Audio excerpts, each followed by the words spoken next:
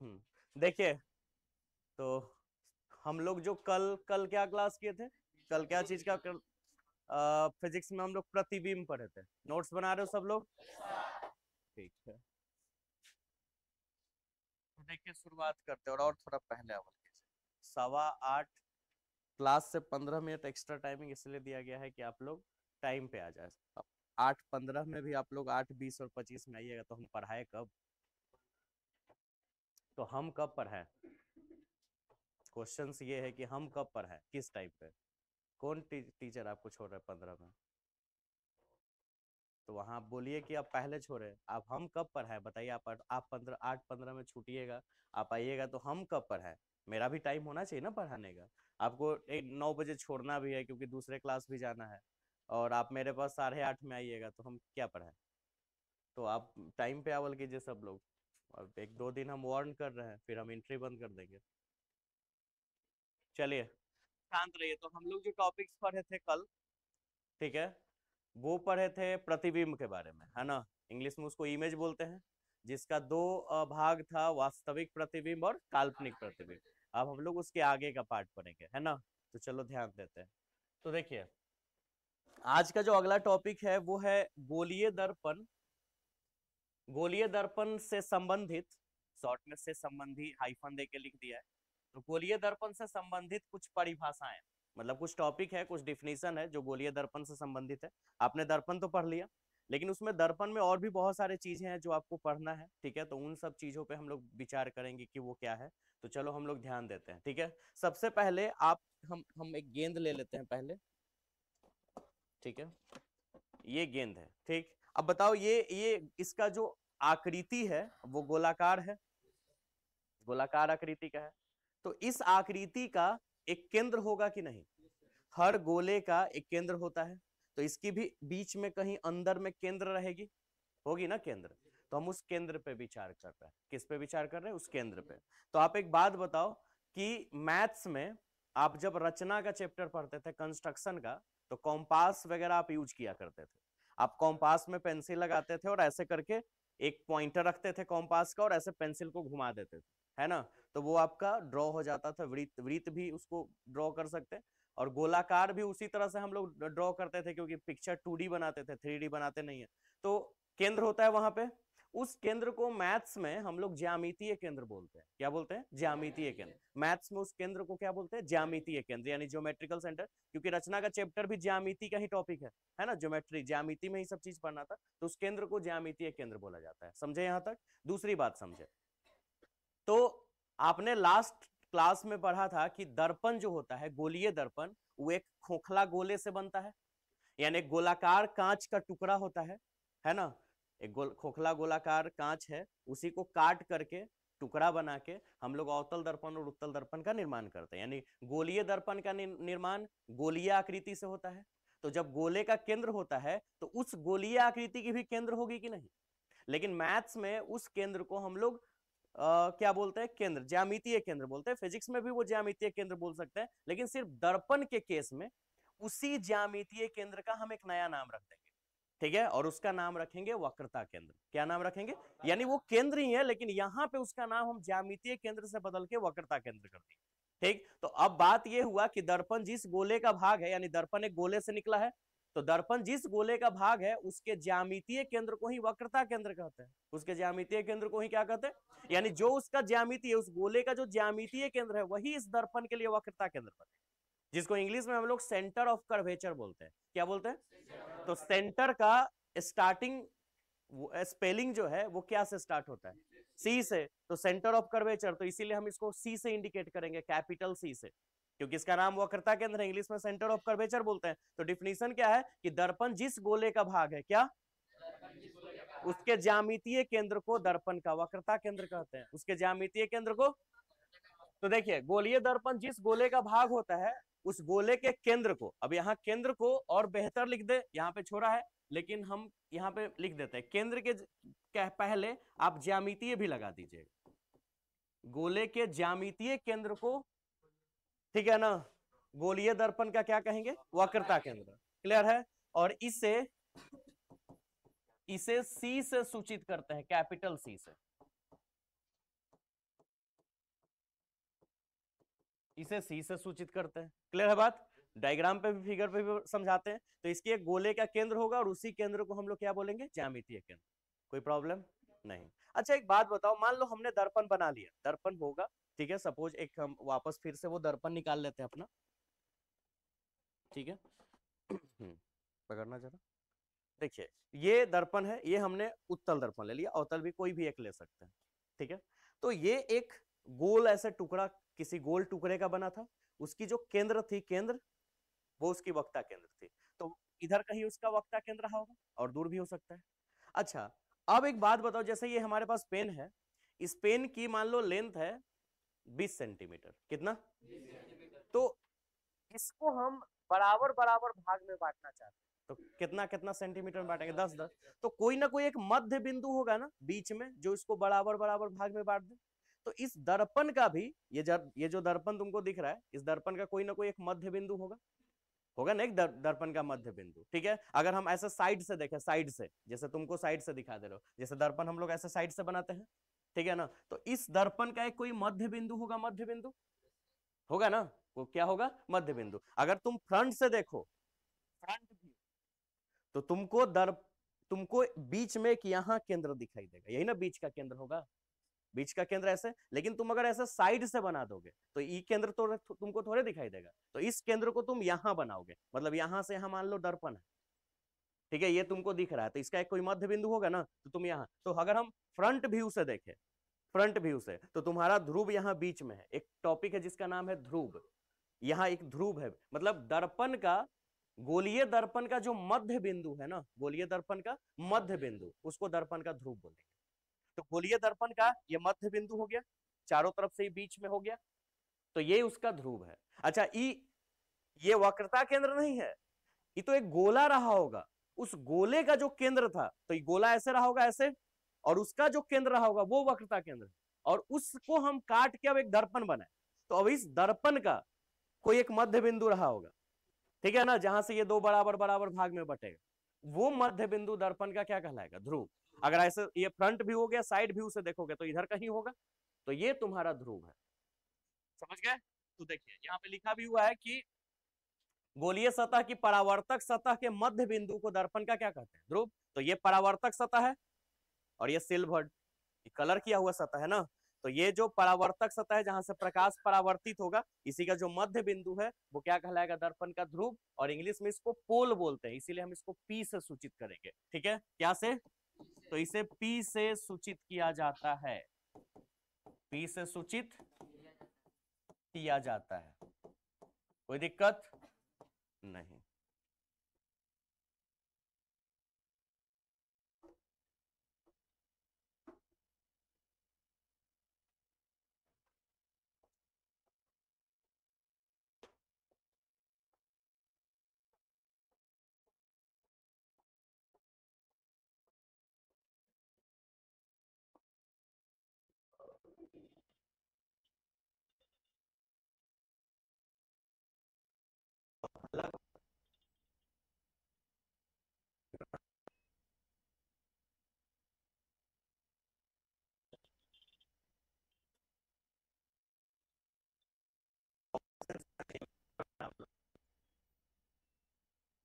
बैठिए, पढ़ाई कीजिए। ओहो।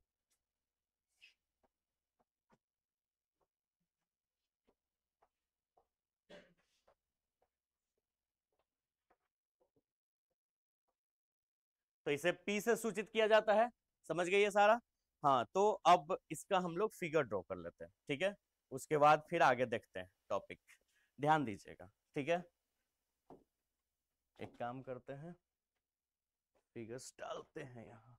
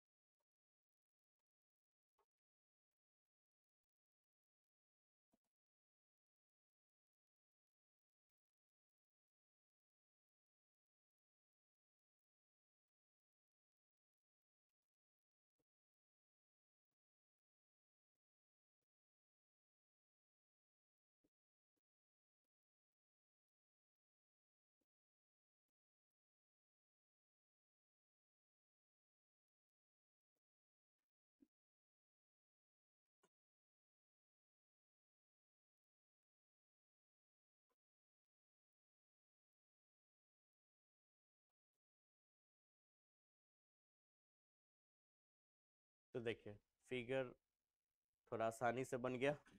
अब आप देखिए ये संपूर्ण गोला, और इस गोले को कट करके हमने एक दर्पण बनाया, वहां भी गोले को कट करके एक दर्पण बनाया। अंतर क्या है कि इस वाले दर्पण में अंदर से कलर करता हुआ आपको दिख रहा है और उस वाले में बाहर से। तो ये आपकी जो है वो उत्तल दर्पण बनी। कौन दर्पण? यानी कॉन्वेक्स ना, कॉन्वेक्स मिरर। ठीक है। और इसकी अगर आप बात करो तो ये अवतल दर्पण बनी ना, यानी कौन मिरर? Concave mirror. क्लियर है बात? चलो कॉन्वेक्स और कॉनकेव, अवतल और उत्तल बन गया। ठीक है, यहां तक। आगे ध्यान दीजिएगा कि हमने बोला क्या कि दर्पण जिस गोले का भाग हो उसके ज्यामितीय केंद्र को वक्ता केंद्र कहेंगे। तो इस गोले का केंद्र यहाँ पे दिख रहा है, तो यही केंद्र, इसी को हम ज्यामितीय केंद्र बोलते हैं। शॉर्ट में हम लोग केंद्र भी बोल सकते हैं। और दर्पण के लिए ये क्या हो गया? ये वक्रता केंद्र हो गया। तो ये जो आपको दिख रहा है यहाँ पे सी, ये आपकी वक्ता केंद्र है, जिसको हम लोग हिंदी में तो वक्ता केंद्र बोलेंगे और इंग्लिश में सेंटर ऑफ कर्वेचर बोलेंगे। कोई दिक्कत नहीं। चलो आगे दूसरी अगर हम बात करें तो ये दर्पण है, इसका एक मध्य बिंदु होगा। उस मध्य बिंदु को हमने ध्रुव नाम दिया ना, ध्रुव, जिसको इंग्लिश में हम लोग पोल बोलेंगे ना। तो ये जो है वो आपका ध्रुव है और इंग्लिश में पोल है, इसीलिए हम इसको सूचित क्या से करेंगे? पी से। कोई दिक्कत? पक्का? चलो आगे। अब थोड़ा एक और बात समझो, दोनों एक में मिला दिए, इसको अलग अलग कर देते हैं। चलो अब देखो, अब आपको क्या समझना है। देखिए आपने दो चीज तो पढ़ लिया।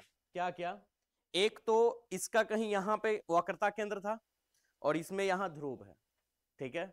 तो वक्रता केंद्र, यह वक्रता केंद्र है, यहां क्या है? ध्रुव। यहां क्या? यहां क्या? तो वक्रता केंद्र और ध्रुव को मिलाने वाली काल्पनिक रेखा एक ऐसी या ऐसा भी बोल सकते हैं, एक ऐसा अक्ष जो दर्पण के वक्रता केंद्र और ध्रुव से होकर गुजरता है। ठीक है, वक्रता केंद्र और ध्रुव से होकर गुजरता है, या फिर वक्रता केंद्र और ध्रुव से जाने वाली रेखा, काल्पनिक रेखा। ये हमने कल्पना किया है। ये कहां पे बताओ, कहां पे एक लाइन खींचा हुआ, कहीं दिख रहा है लाइन? ये हम लोग अपने समझने के लिए ऐसा कल्पना किए हैं। ठीक है ना, ये काल्पनिक चीज है।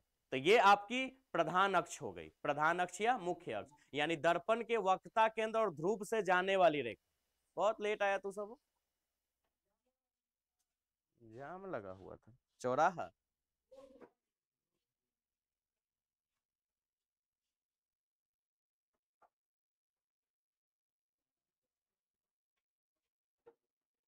चलिए हाँ, तो अब सुनिए। तो हमने क्या बोला कि दर्पण का वक्ता केंद्र और ध्रुव से गुजरने वाली एक काल्पनिक रेखा ना, उसी काल्पनिक रेखा को हम लोग क्या बोलते हैं? प्रधान अक्ष या फिर मुख्य अक्ष बोलते हैं।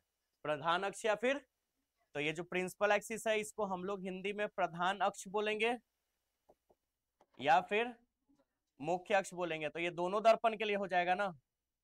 चलो उसमें भी तुम देख रहे हो, वहां भी तो हमने हिंदी लिख ही दिया है, मतलब यहाँ हिंदी लिख दिया तो वहां समझ में आ ही जाएगा। चलो लिख ही देते हैं। ये आपका क्या है? ध्रुव। और ये क्या है? वक्ता केंद्र। और ये जो बीच से ग्रीन कलर का लाइन गया वो प्रधान अक्ष या मुख्य अक्ष, यही ना। तो आप देखिए प्रधान अक्ष ध्रुव एवं वक्रता केंद्र से गुजरने वाली कौन? काल्पनिक सरल रेखा। सरल को हम लोग सीधा रेखा भी बोल सकते हैं। सरल रेखा को गोलीय दर्पण का क्या कहते हैं? प्रधान अक्ष, या फिर हम उसको मुख्य अक्ष भी कह सकते हैं। और ये एक रेखा है तो इसको किसी चीज से सूचित नहीं किया जाएगा। मतलब कोई टॉपिक था जैसे वक्ता केंद्र और ध्रुव, तो उसको सी और पी से सूचित किया, तो ये तो एक रेखा है ना, तो इसको किसी चीज से सूचित नहीं करेंगे, बस ये एक रेखा है। समझ गया? पर ये भी आपने क्या क्या पढ़ा? वक्रता केंद्र पढ़ लिया, ध्रुव पढ़ लिया और प्रधान अक्ष पढ़ लिया। अब सुनो, वक्रता त्रिज्या अगला टॉपिक है। लेकिन आप सबसे पहले ये बात बताओ, त्रिज्या आपने देखा है, एक गोला या वृत्त बनाते हैं तो केंद्र से परिधि तक की दूरी, यही उसकी त्रिज्या होती है, इंग्लिश में रेडियस बोलते हैं। तो अच्छा, जब ये दर्पण, चाहे ये दर्पण की बात करो या ये दर्पण, ये दर्पण एक संपूर्ण गोले से बना है, तो इस गोले का भी एक त्रिज्या रहा होगा कि नहीं?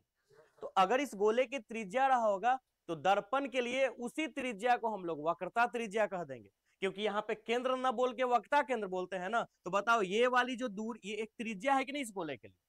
तो इस गोले के लिए ये त्रिज्या है और इस दर्पण के लिए हम इसी त्रिज्या को वक्रता त्रिज्या कह देंगे, क्योंकि केंद्र का नाम वक्रता है तो वक्रता त्रिज्या हो गया।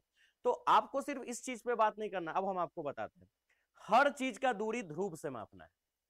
ठीक है, ध्रुव यहां पे है, हर चीज का दूरी ध्रुव से मापना है। कहने का मतलब ध्रुव से वक्रता केंद्र तक की दूरी वक्रता त्रिज्या, ध्रुव से वक्रता केंद्र तक की दूरी वक्रता त्रिज्या, ध्रुव से फोकस तक की दूरी फोकस दूरी, ध्रुव से वस्तु तक की दूरी वस्तु दूरी, ध्रुव से प्रतिबिंब तक की दूरी प्रतिबिंब दूरी। यानी कुल मिला के क्या समझ में आ रहा है कि हर दूरी को हमको ध्रुव से माप लेना है। ध्रुव से अगर वक्रता केंद्र तक की दूरी है तो वक्रता त्रिज्या, ध्रुव से अगर फोकस तक की दूरी है तो फोकस दूरी, ध्रुव से अगर वस्तु तक की दूरी है वस्तु दूरी, और अगर ध्रुव से प्रतिबिंब तक की दूरी है प्रतिबिंब दूरी। तो ये चार ऐसे ही क्लियर हो गया इसका डिफिनीशन। ठीक है, तो अब बताइए दर्पण के ध्रुव से वक्रता केंद्र की तक की जो दूरी है वही क्या कहलाएगी वक्रता त्रिज्या, और वक्रता त्रिज्या को इंग्लिश में त्रिज्या को रेडियस बोलते हैं, है ना, इसीलिए इसे आर से सूचित किया जाएगा, आर से सूचित किया जाता है। लिखा भी है गोलीय दर्पण के ध्रुव एवं वक्रता केंद्र के बीच की दूरी को क्या कहते हैं, दर्पण की वक्रता त्रिज्या कहा जाता है ना। यह उस गोले की त्रिज्या है जिसके गोलीय दर्पण एक भाग होता है, मतलब ये वही त्रिज्या है जो गोले से कट के बना है, यानी उसी त्रिज्या का नाम क्या रख दिया गया वक्रता त्रिज्या नाम रख दिया। जो गोले का मेन त्रिज्या था ना उसी त्रिज्या को हम यहाँ क्या नाम रख दीजिए वक्रता त्रिज्या रख दिया। क्लियर है, प्रधानक समझिए गए। इसको क्या से सूचित करते हैं तो बताओ, ये वाली दूरी आर हो जाएगा ना, ये वाली, अच्छा इसमें ये ना, और ये भी तो हो सकता है आर, ये भी तो वो आर ही होगा, ये भी तो आर हो जाए, नहीं ऐसे भी, लेकिन फिलहाल दर्पण जो है वो इतने दूर तक है ना, तो इधर से हमको मतलब नहीं है, तो हमको सिर्फ इतना से मतलब है, तो जितना मतलब है वो बना दिए। एक मिनट, थोड़ा लाइन स्ट्रेट खींच ले। ये वक्रता त्रिज्या, रेडियस ऑफ कर्वेचर लिखा हुआ है इंग्लिश वक्रता त्रिज्या। ठीक है, यहां पे लिख देते हैं वक्रता त्रिज्या। दिख रहा है सारा, समझ गए यहां तक, कोई प्रॉब्लम पक्का। चलिए, तो यहां तक तो आपको कोई भी दिक्कत नहीं है, आपने वक्रता केंद्र जान लिया, आपने वक्रता त्रिज्या जान लिया, है ना, आपने प्रधान अक्ष जान लिया, ठीक है, आपने ध्रुव जान लिया। ठीक है, अब आगे बढ़ते हैं।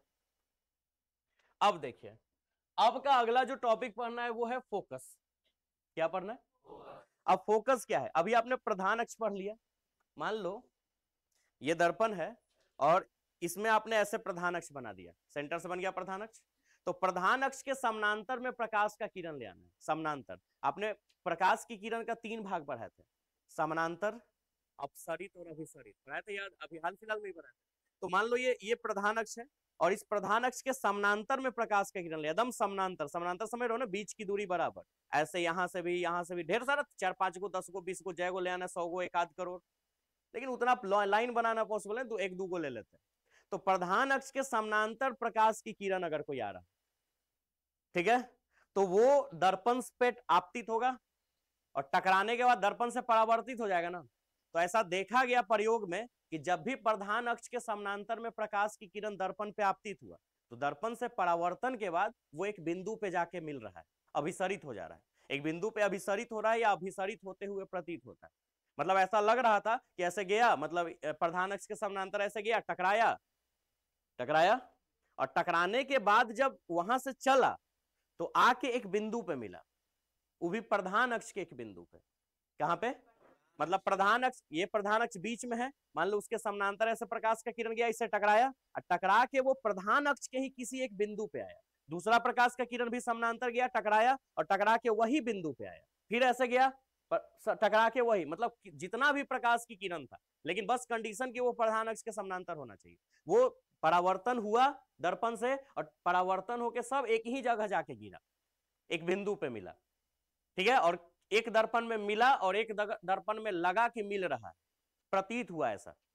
ठीक है, और जहां पे वो प्रकाश की किरण मिला जिस बिंदु पे, उसी बिंदु को दर्पण का फोकस कहा गया। क्या कहा गया, फोकस। यानी प्रकाश की किरण को ऐसे समानांतर लाए, टकराया, टकरा के जाके सारा प्रकाश की किरण एक ही बिंदु पे मिला। बस कंडीशन ये कि सारा प्रकाश की किरण प्रधान अक्ष के समानांतर होना चाहिए, अगर समानांतर नहीं होगा तो कहीं और जाएगा। तो समानांतर में जाने के बाद जो जिस बिंदु पे मिला वही बिंदु क्या था, दर्पण का फोकस था। यानी गोलीय दर्पण की परावर्तक सतह पर प्रधान अक्ष के समानांतर आपतित किरणें परावर्तन के बाद प्रधान अक्ष के जिस बिंदु पर संसरित या फिर हम इसको अभिसरित भी बोलते हैं, यानी कन्वर्ज होती है अवतल दर्पण के लिए। हाँ, एक चीज याद रखना कि अवतल दर्पण के लिए वो कन्वर्ज होगा, मतलब लगेगा कि मिल रहा है, लेकिन उत्तल दर्पण के लिए ऐसा लगेगा कि मिलता हुआ प्रतीत हो रहा है, मतलब अवतल दर्पण में फैलते हुए दिखाई देगा। अभी फिगर बनाते हैं, ठीक है, चलो दिखाते हैं, यहीं पे बनाते हैं। जैसे मान लो ये अवतल दर्पण, ठीक है, ये आपकी प्रधान अक्ष पी ना यहां। अच्छा, उसी तरह एक और दर्पण बना लिए, ठीक है, इसमें भी प्रधान अक्ष बनाए, ध्रुव, ठीक है, एक अवतल एक उत्तल। अब हम इसमें प्रकाश की किरण ले आते हैं। मान लो प्रकाश की किरण कोई दूसरे कलर से, प्रधान अक्ष के समानांतर होना चाहिए, थोड़ा वो लाइन थोड़ा वो टेढ़ा मेढ़ा हो सकता है।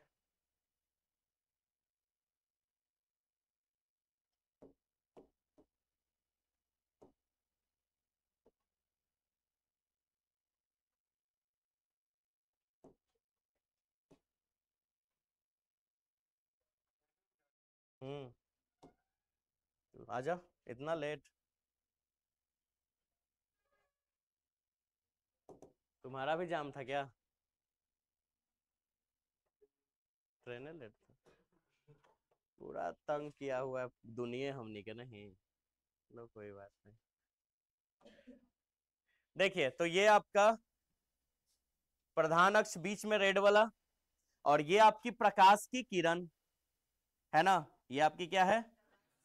तो देखा गया कि प्रधान अक्ष के समानांतर है, देखिए बीच की दूरी बराबर, तो ऐसा देखा गया कि ये सारा प्रकाश की किरण एक बिंदु पे जाके परावर्तन के बाद एक बिंदु पे मिला, ये भी प्रकाश की किरण आके बिंदु पे मिला, और इस देखो यहाँ पे प्रकाश अभिसरित हुआ एक बिंदु पे जाके, तो इस बिंदु को फोकस कहा गया।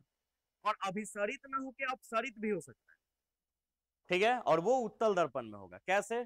नियम के अनुसार। अच्छा ये बात बताओ, ये प्रकाश कभी भी पार हो सकता है क्या?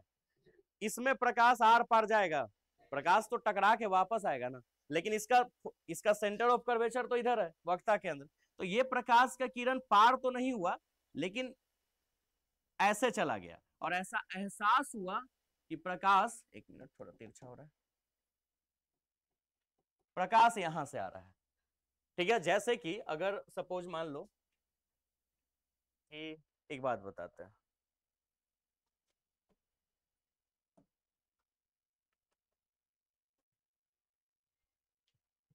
अभी आप देखो, हम बोर्ड को ब्लैक किए हैं, ठीक है, और हम इस पे लाइट जला रहे हैं, ठीक है। अब बताओ कि तुमको ये लाइट दिख रहा है कि नहीं? बोर्ड में, बोर्ड में दिख रहा है लाइट, तो हम तो लाइट इसको दे रहे हैं, लेकिन ये लाइट तुमको भी दिखाई दे रहा है, तो तुमको लाइट कौन दे रहा है?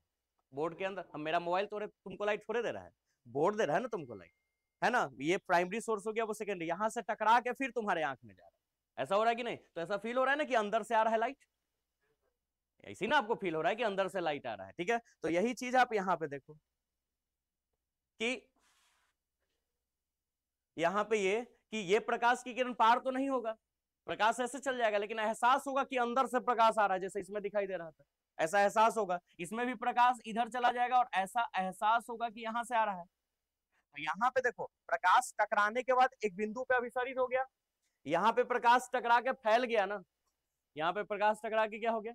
फैल गया। तो यहाँ अभिसरित हुआ, यहाँ अपसरित हुआ, है ना, यहाँ अभिसरित है ना, अभिसरित प्रकाश की किरण, अभिसरित प्रकाश की किरण वो भी कब? परावर्तन के बाद। परावर्तन से पहले तो समानांतर प्रकाश की किरण था, परावर्तन से पहले क्या था? समानांतर प्रकाश की किरण, लेकिन परावर्तन के बाद क्या हुआ? अभिसरित प्रकाश की किरण। और यहाँ पे परावर्तन से पहले भी वही था, समानांतर प्रकाश की किरण, लेकिन परावर्तन के बाद क्या हुआ? अपसरित हो गया। तो दोनों हो सकता है। अवतल दर्पण में आपको कन्वर्ज यानी अपसरित होते हुए दिखाई दे सकता है, जिसको संसरित भी बोलते हैं, और जिस बिंदु से अपसरित हो जाए, अपसरित मतलब वही अपसरित, डाइवर्ज इंग्लिश में बोलते हैं, वो किस दर्पण के लिए होगा? लिखा हुआ है उत्तल दर्पण के लिए। उसी बिंदु को हम लोग गोलीय दर्पण का क्या कहते हैं? फोकस। यानी सीधा बात है, प्रधान अक्ष के समानांतर प्रकाश की किरण आया, दर्पण से परावर्तित हुआ, परावर्तित होने के बाद एक बिंदु पे मिला, मिला या मिलता हुआ प्रतीत हुआ, ये वास्तव में नहीं मिला, सिर्फ एहसास हुआ कि मिला, और इसी बिंदु को हम लोग दर्पण का क्या कहेंगे, फोकस। और अभी हम बता दिए थे कि हर चीज का दूरी कहां से मापना होता है, ध्रुव से। तो ध्रुव से वक्ता केंद्र तक की दूरी वक्ता त्रिज्या, तो ध्रुव से फोकस तक की दूरी फोकस दूरी। अच्छा, फोकस को हम इसे एफ से सूचित किया जाता है, रेड से लिख देते हैं, क्योंकि फोकस का स्पेलिंग एफ से स्टार्ट होता है, तो इसे क्या से, इसे एफ से सूचित करते हैं, इसे एफ से सूचित करते हैं। और अब बताइए ध्रुव से फोकस तक की दूरी क्या हो जाएगी, फोकस दूरी। तो फोकस दूरी का स्पेलिंग इंग्लिश में बोलते हैं फोकल लेंथ, फोकल। तो इसकी भी स्टार्टिंग स्पेलिंग एफ ही से स्टार्ट होती है, लेकिन अब प्रॉब्लम क्या है कि एक बार तो एक चीज को तो हम एफ से सूचित कर दिए, तो दूसरे को क्या से, तो छोटा एफ से सूचित कर देंगे, क्या से, तो ध्रुव एवं फोकस दूरी, ध्रुव एवं फोकस के बीच की दूरी गोलीय दर्पण की क्या कहलाएगी, फोकस दूरी। या फिर इसका एक और नाम होता है फोकसांतर भी बोलते हैं, क्या बोलते हैं, ज्यादा फोकस दूरी से ही फेमस है, लेकिन इसका एक और नाम है फोकसांतर। और फोकल लेंथ इंग्लिश में बोलते हैं। इसे क्या से सूचित करेंगे, स्मॉल एफ से, स्मॉल एफ से सूचित करते हैं। क्लियर है बात, कोई प्रॉब्लम नहीं, ठीक है। अब फोकस तल है, फोकस तल को तो आगे समझाते हैं आगे के पेज में। एक मिनट, इस ब्लैक पेज को हटाने दो। चलो अब देखो यहाँ पे सब एक ही फिगर में, वो जो याद रखना, ये जो फिगर बना दोनों, और ये जो आपने डिफिनीशन पढ़ा, ये तीनों डिफिनीशन का मतलब ये 1 2 3 4 टॉपिक है, ये चारों टॉपिक का फिगर ये है, ठीक है। बना लोगे, दोनों फिगर बनाना है साइड बाय साइड, अगर साइड बाय साइड ना हटे तो ऊपर नीचे बना लेंगे, परफेक्ट बनाएंगे फिगर, फिगर का ही सारा खेल है, ठीक है। उसके बाद ये तीनों टॉपिक है फोकस, फोकस दूरी, ये दोनों का ये है फिगर, ठीक। और एक ये वाली फोकस तल, ध्यान रखना, फोकस तल, और उसके बाद ये जो दो टॉपिक बता रहे हैं उसका यहाँ पे हम लोग फिगर समझाएंगे, ठीक है। तो फोकस तल का पहले समझाते थे, नहीं, फोकस तल का एक काम करते हैं, फोकस तल के लिए एक पेज बना लेते हैं, फोकस तल का एक फिगर डाल ही देते हैं। याद रखना ये फोकस तल, ये इसका फिगर है, इसका, ठीक है। फोकस तल क्या होता है वो सुनो, ये तुमको फिगर दिख रहा है, एक दर्पण दिख रहा है, एक दर्पण, कौन दर्पण है, अवतल, कौन दर्पण है, अवतल, अवतल या उत्तल किसी पे भी बात करते हैं, अवतल पे बात कर लेते हैं, बस समझना इस टॉपिक को, कॉनकेव मिरर, ठीक। आप देखिए प्रधान अक्ष के समानांतर प्रकाश का किरण नहीं आया है, लेकिन खुद अपने में समानांतर है, प्रधान अक्ष के समानांतर नहीं है लेकिन अपने में तो समानांतर ही है। तो समानांतर प्रकाश की किरण दर्पण पे आपतित हुआ, और दर्पण पे आपतित होके टकरा के उधर तो नहीं जाएगा, मान लो ये इधर आ गया और टकरा के एक प्रतिबिंब बना दिया, इधर कहीं वस्तु रहा होगा, कोई ऑब्जेक्ट, ठीक है ना। ऑब्जेक्ट को हिंदी में हम क्या बोलेंगे, एक और नाम दे सकते हैं बिंब, ठीक है, बाद में इसका हिंदी लिख देंगे, यहाँ इंग्लिश से अच्छा लग रहा है, ऑब्जेक्ट वस्तु या बिंब बोलते हैं। यहाँ पे एक प्रतिबिंब बन गया, इमेज, क्या बन गया, तो यहाँ पे हम एक सतह कल्पना कर लेते हैं, सतह, रेखा नहीं, एक सतह का कल्पना कर लेते हैं, और ये सतह आपको एक काल्पनिक रूप में दिखाई दे रहा है, दिख रहा है, मतलब, और यह एक ऐसा सतह होगा जो फोकस के लंबवत होगा, फोकस के क्या, देखो फोकस, ये आपको फोकस दिखाई दे रहा है ना, और ऐसे प्रधान अक्ष है, तो मतलब प्रधान अक्ष के, सॉरी हमने फोकस का बोल दिया, प्रधान अक्ष के लंबवत, फोकस के पास प्रधान अक्ष के लंबवत एक सतह ले लेना है, जैसे कि ये तुम्हारा प्रधान अक्ष जा रहा है और यहाँ पे फोकस है, तो उसी फोकस को मिड पॉइंट मान लेंगे, मध्य बिंदु, और उसके लंबवत एक सतह बना देंगे, मतलब ऐसे बना दिए, और ये जो सतह बन के तैयार हुआ, इसी सतह को हम लोग क्या बोलेंगे, फोकल तल, क्या बोलेंगे, फोकस तल, यानी फोकस के पास हमने एक सतह बनाया प्रधान अक्ष के समानांतर, उसी को हम लोग क्या बोलेंगे, फोकस तल। तो ये आपकी फोकस तल है, ठीक है, क्या है, फोकस तल, इंग्लिश में क्या बोलेंगे, फोकल प्लेन, क्लियर। अब आगे, अब अगला टॉपिक पढ़ना है द्वारक, ठीक है, लेकिन हम आपको दो द्वारक पढ़ाएंगे, एक पढ़ाएंगे रेखीय द्वारक, जिसको इंग्लिश में हम लोग लीनियर अपार्चर बोलेंगे, क्या बोलेंगे, लीनियर अपार्चर, और दूसरा H, एक J लिख देते हैं, ठीक है। और एक पढ़ाएंगे कोणीय, कोणीय द्वारक। कौन द्वारक? यानी कि एंगुलर अपर्चर।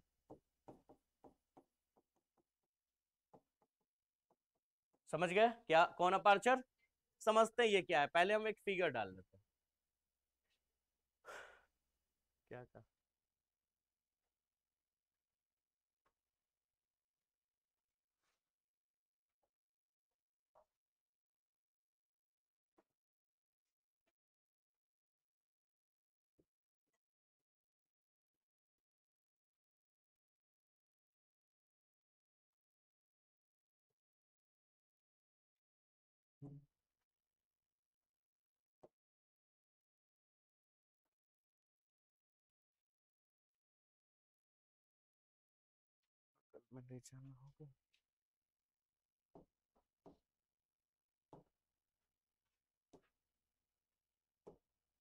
वेट, चलिए इसको थोड़ा बड़ा कर ले, ठीक। अब सुनो, ये आपको, मान लो आपने एक दर्पण बना लिया। क्या बना लिया? तो इस दर्पण का ये वाली इधर वाला जो सतह है, इधर वाला जिधर पेंट नहीं किया हुआ है, ये परावर्तक सतह है, और यह अपरावर्तक, ये परावर्तक और ये, इसको हम रिफ्लेक्टिंग सरफेस और इसको हम लोग सिल्वर सरफेस भी बोल सकते हैं, ठीक है। यही रिफ्लेक्टिव है। तो अब आप बताओ कि ये मान लो परावर्तक सतह है, तो ये जो कोना है ना, जहां ये शुरू हुआ है और जहां अंत हुआ है, इसको हम लोग परावर्तक कोण कहेंगे। कोण, कोण मतलब किनारा, एज, है ना। तो इसको हम लोग क्या बोलेंगे? परावर्तक कोण। तो परावर्तक कोण का व्यास होगा ना, ये व्यास, इस परावर्तक कोण का एक व्यास होगा। मतलब समझो कि सीधा समझो कि इस दर्पण का एक अपना व्यास होगा, जो कि परावर्तक कोण को मिलाने वाली रेखा होगी। यानी परावर्तक कोण को मिलाने वाली रेखा अर्थात दर्पण का व्यास, ठीक है। उसी को हम लोग बोलेंगे रेखीय द्वारक। क्या बोलेंगे? रेखीय द्वारक यानी लीनियर अपर्चर। तो आपको यहाँ पे ये दर्पण बनाया हुआ है, इस दर्पण में ये वाली आपको दिख रहा है, ये यही है आपकी रेखीय द्वारक। क्या है ये? यहां लिखा हुआ है लीनियर अपर्चर यानी रेखीय द्वारक। क्लियर है? तो ये आपका रेखीय द्वारक हो गया। अच्छा, इस परावर्तक कोण, सुनना, परावर्तक कोण के कारण वक्रता केंद्र पर बनाया गया कोण। देखो ये परावर्तक कोण है, तो परावर्तक कोण के कारण से वक्रता केंद्र, सी वक्रता केंद्र होता है ना, ये आपकी क्या है? तो वक्रता केंद्र पर बनाया गया कोण, ये जो कोण है, इस कोण को हम लोग कोणीय द्वारक बोलेंगे। क्या बोलेंगे? कोणीय द्वारक। इंग्लिश में आपको वही एंगुलर अपर्चर। समझ गए?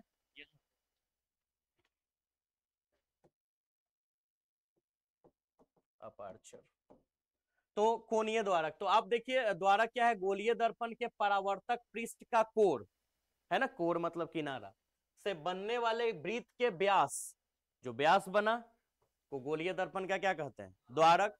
द्वारक, या फिर हम इसको रेखीय, ऐसे तो शुद्ध नाम इसका रेखीय द्वारक ही है, लेकिन सिर्फ द्वारक भी बोल सकते हैं। लेकिन यहाँ पे दो द्वारक का नाम आया है, तो इसलिए हमको रेखीय और कोणीय करना होगा। अब कोणीय द्वारक क्या है? ठीक है, तो वही डिफिनीशन लिखो, गोलीय दर्पण के परावर्तक पृष्ठ के कोण, परावर्तक पृष्ठ के कोण से, परावर्तक कोण पृष्ठ के कोण से दर्पण के वक्रता केंद्र पर, दर्पण के क्या?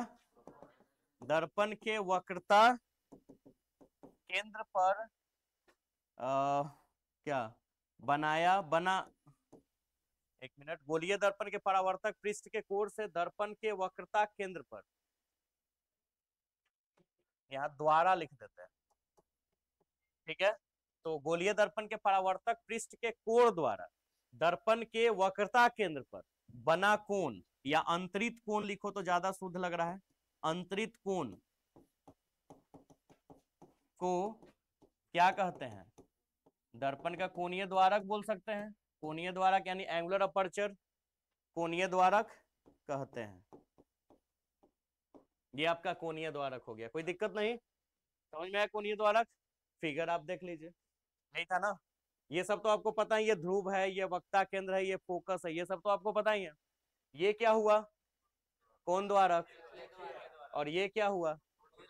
और रेखीय द्वारक अगर बड़ा होगा तो कोणीय द्वारक भी बड़ा होगा, क्योंकि ये लाइन जितना ज्यादा रहेगा ये कोण उतना ही बड़ा बनाएगा ना। समझ लो बात है। तो ये चीज है, ध्यान रखोगे। तो ये आपका हो गया रेखीय द्वारक और कोणीय द्वारक, यहां तक कोई प्रॉब्लम नहीं होनी चाहिए। ठीक है, अब आगे। अब कुछ चीजें हैं, जैसे वस्तु दूरी, हम इसको बिंब दूरी भी बोल सकते हैं। ठीक है, जिसको हम लोग इंग्लिश में ऑब्जेक्ट डिस्टेंस बोलेंगे। क्या बोलेंगे? तो वस्तु से दर्पण के ध्रुव, वस्तु से दर्पण का, जिसको पी बोलते हैं ना, तो वस्तु से दर्पण के ध्रुव तक की दूरी, ठीक है, क्या कहलाती है? वस्तु दूरी कहलाती है। ठीक है, इसे यू से सूचित करते हैं, स्मॉल यू से, यू से सूचित करते हैं। क्या से सूचित करेंगे वस्तु दूरी को? स्मॉल यू से। ठीक है, और एक हम लोग पढ़ेंगे प्रतिबिंब दूरी। क्या पढ़ेंगे? प्रतिबिंब दूरी को हम लोग इमेज डिस्टेंस बोलेंगे इंग्लिश में, इमेज डिस्टेंस।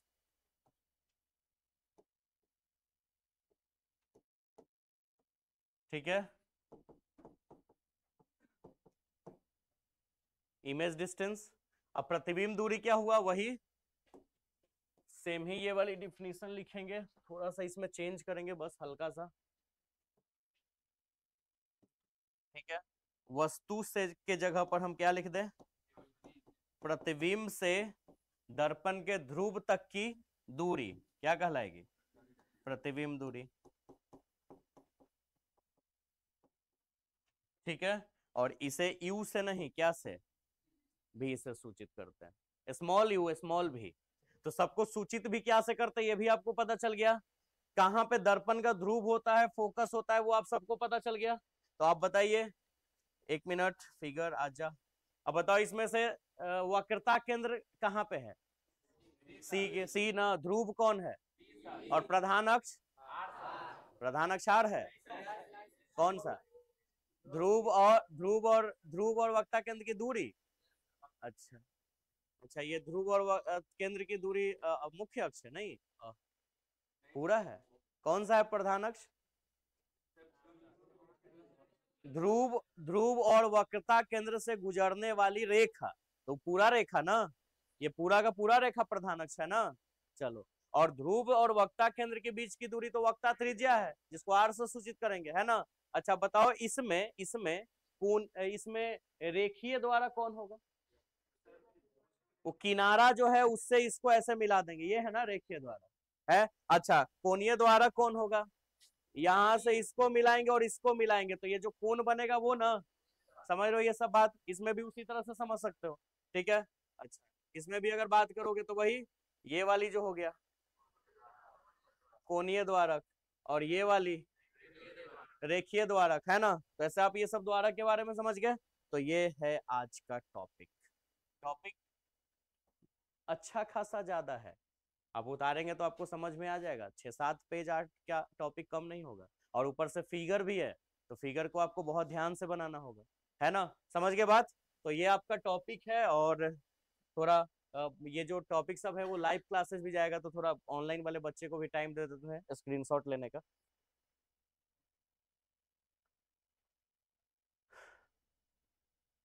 पीछे बात मत, आज ठंड ज्यादा है नहीं, इसलिए अब जाम भी बहुत जाता है।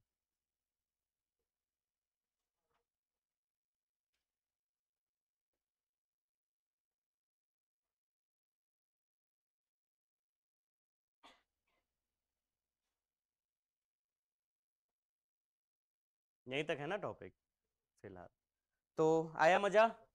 टॉपिक समझ में आया ना? Just wait.